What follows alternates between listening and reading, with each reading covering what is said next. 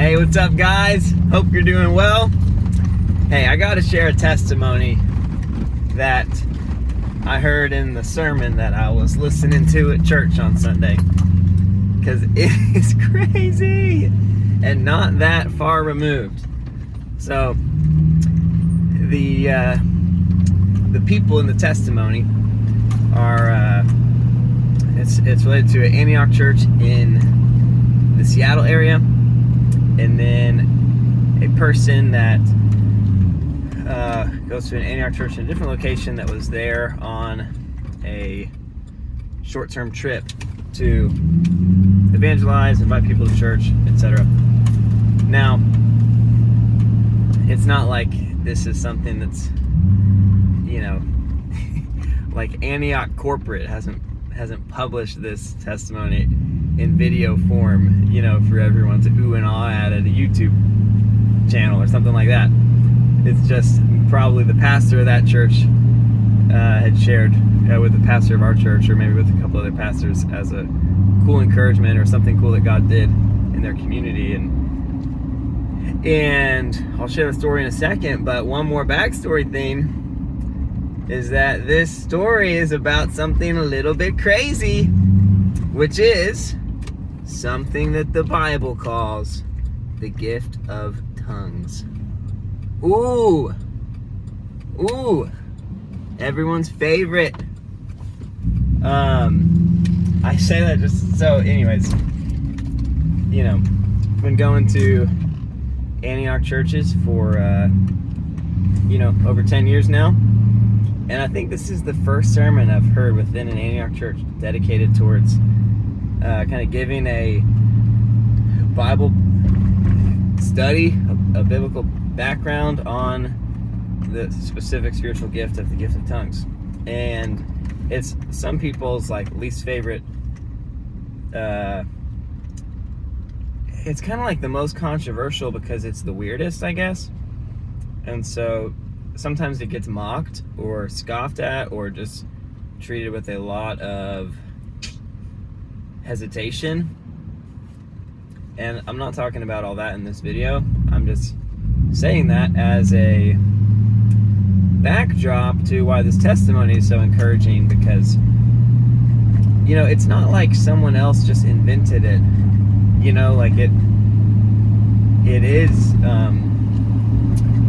is discussed, in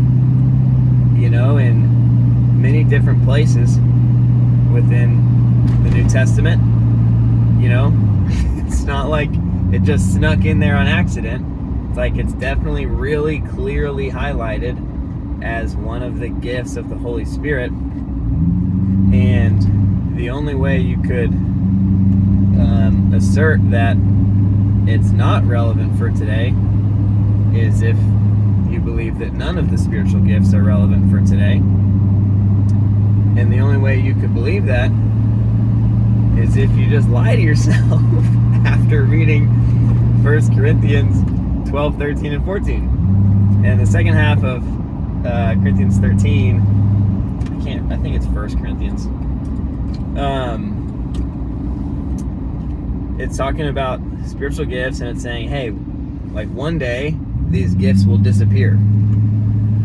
Let me tell you when. It's going to be when perfection comes, when we see face to face, when we know fully, even as we are fully known. Those are going to be those are the descriptors of what it's going to be like when perfection comes, when the gifts cease. And I don't know about y'all, but I would say that perfection has not come yet. And I think that the world is still imperfect. And I think that, anyways, let me just get to the point. It's talking about Jesus coming back. It's not talking about anything else. It's very obviously not. We don't fully know God to the extent that God fully knows us. But you can lie to yourself and say that passage is talking about the Bible, but it doesn't make any sense because I don't see the Bible's face, and I don't fully know God based on the Bible. Like Jesus, one of the last things he tells the disciples is, I have much more to tell you, more than you can now bear. But don't worry, I'm sending you the Holy Spirit, and he will lead you into all truth. So like, wait, there's things Jesus wanted to say, and then he left the earth. So they're not recorded, you know? And even one of the Gospels ends with, you know, if you were to write down everything that Jesus said and did, like, there wouldn't be enough books in all the earth to contain it because of how much there was, you know? So it's obviously a picture. It's not it's not like everything you would ever need to ever know about God is in the Bible, and if you memorize the Bible, then you fully know God perfectly. It's like, no, you still know in part. You still are limited by your earthly vantage point, you know? Anyways, so the gift of tongues exists, right? Stigma or no stigma, it's still out there. Now let me share the testimony and get off my bitterness rant. Jeez. Get this. Long story short, this girl who's on a mission trip to Seattle is at a worship night connected to the Seattle Antioch Church. I don't know who this girl is. I don't know her name. So if she ends up, if any of y'all know her, send her this and tell her how encouraged I am. But apparently she felt led, and she had previously in her life received the gift of tongues. So she had that spiritual gift, if you will, and she felt like the Lord prompted her to basically pray in her prayer language. If you don't know about it, we'll save a teaching for another day, or you can listen to the sermon, AntiochNWA.org/sermons, and hear what the lead pastor had to say if you want to learn about the gift. But she, which is not common, felt like, I think I'm supposed to pray in tongues over this person. She goes to this person, asks if that's okay. That guy said, yeah, sure. She prays in tongues.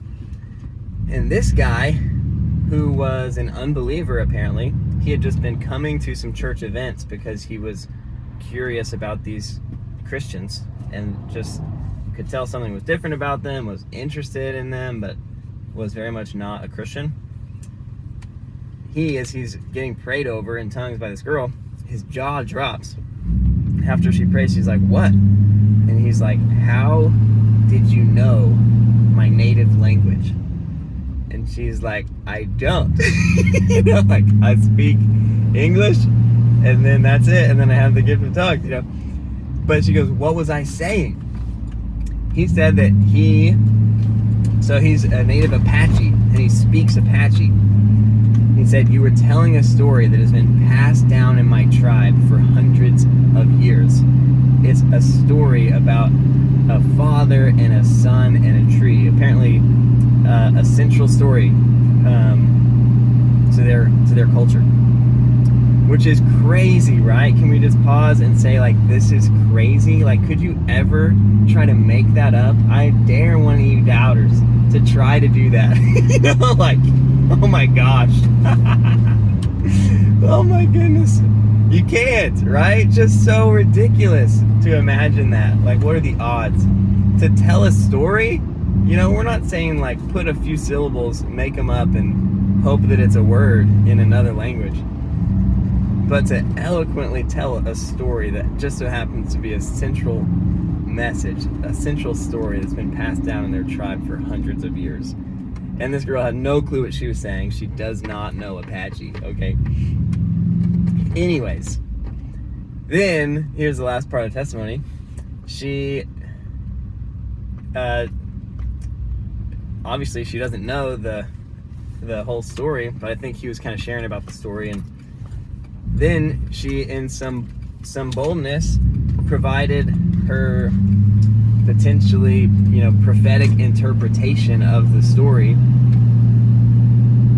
And what I mean by that is, she said, well, hey, God is like our Father, and he sent his son Jesus to die on a tree so that you can have a relationship with him. And I'm sure she shared more words. I'm sure it was a longer conversation. But the testimony is, this guy gives his life to Jesus. He got saved. He he had been coming to different things. He had been curious. He had heard the gospel presented, but he was not, moved in a way to say, yeah, I'm going to give my whole life to this thing until this moment.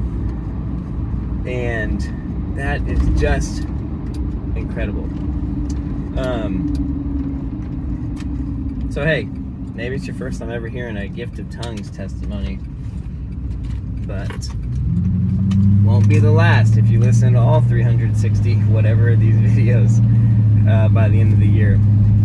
But man, just so cool, especially for, again, a spiritual gift that has such skepticism around it, to see something that so obviously is good, right? Sometimes we associate tongues with just kind of crazy, wild, unmitigated, unpastored church bonkerness. Or sometimes it's associated with, people idolizing spiritual gifts, and that's all there's no sound teaching, there's no, Christian living, it's just people being ridiculous, But to see this setting that is otherwise, normal, and then for God to impress on someone's heart, like, hey, I want you to use this gift right now, and for her to obey, and it to lead to this crazy supernatural occurrence, as well as in terms of him hearing his native language, but then also his salvation. Incredible, right? And she didn't become the pastor of that church and take the mic and start babbling off in tongues, she has self-control. She's just humble and was just willing. And so, hey, this might open up a big can of worms for another day, but wanted to encourage y'all with that story. I wanted to pass it along, even though it's not something I was personally there for. It was just too incredible to keep it to myself. So hope y'all encouraged. I'm off to Beckham soccer game. Hope y'all are doing well. I said that at the beginning. So now I'm just going to sign off. All right. Talk to y'all soon. Life is worship. God is love.